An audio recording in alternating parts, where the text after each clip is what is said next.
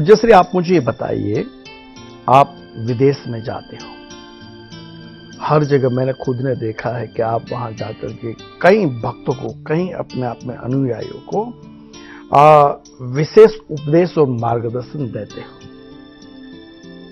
देश में और विदेश की संस्कृति तो अलग है ही, उसमें सामान्य लोगों को, यूथ को क्या करना चाहिए?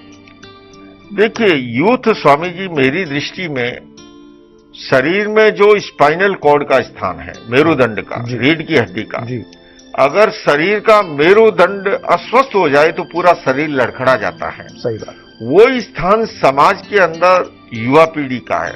बल्कि अगर मैं भारत के संदर्भ में कहूं तो भारत मेरी दृष्टि में आज युवाओं की इतनी बड़ी संख्या, उन्हीं की बदौलत 2030 तक एक आर्थिक महाशक्ति बनने जा रहा है युवाओं के बल पर। तो युवा बहुत महत्वपूर्ण है। और विदेशों में जब प्रवचन होते हैं, जैसे मैंने शिकागो में पर्यूषण पर्व किए, अनेक स्थानों पे किए, प्रतिदिन हजारों की उपस्थिति में 80% से अधिक यंगस्टर होते हैं। तो और ऐसे के अंदर चूंकि अब ये संचार क्रांति का युग है, पहले किसी शहर में एक आधा सिनेमा हॉल होता था, अब तो हर घर का हर बेडरूम जो है वो सिनेमा हॉल का रूप धारण कर चुका है। ऐसे में संस्कृति के संरक्षण और संवर्धन, ये दिए और तूफान की लड़ाई हो गई है।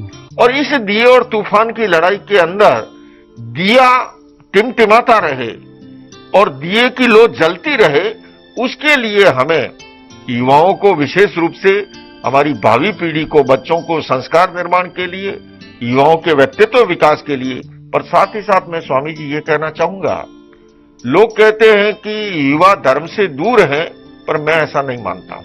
बिल्कुल सही। मेरा मेरा ये मानना है कि युवा धर्म से दूर नहीं है। दरअसल धर्म के 3 आयाम है, उपासना, नैतिकता और अध्यात्म जी। मौजूदा युग में स्वामी जी कठिनाई क्या हो गई कि केवल उपासना को ही धर्म मान लिया, और ऐसे के अंदर युवा अधिक आकर्षित नहीं हो पाता है। धर्म को सामाजिक कुरीतियों के निवारण का माध्यम बनाए, तब धर्म का तेजस्वी स्वरूप समाज में दिखाई देगा।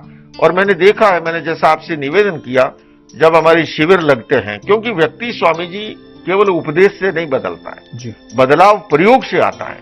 और जब मैं शिविर लगाता हूं एंगर मैनेजमेंट का, स्ट्रेस मैनेजमेंट का, सेल्फ मैनेजमेंट का, मैंने देखा है कि अधिकांश युवक उसमें उपस्थित होते हैं। क्योंकि प्राचीन समय में हमारे बड़े बुजुर्ग जो है, मुनि महाराज ने जो भी कह दिया स्वीकार कर लेते थे। अब युग जो है व्हाट वाई व्हेन क्वेश्चन करता है, छोटे से छोटा बच्चा। और वो जब गैस, डीजल, पेट्रोल समय खर्च करके आए, उसको रिटर्न क्या मिला? रिटर्न का मतलब कोई धन दौलत से नहीं है।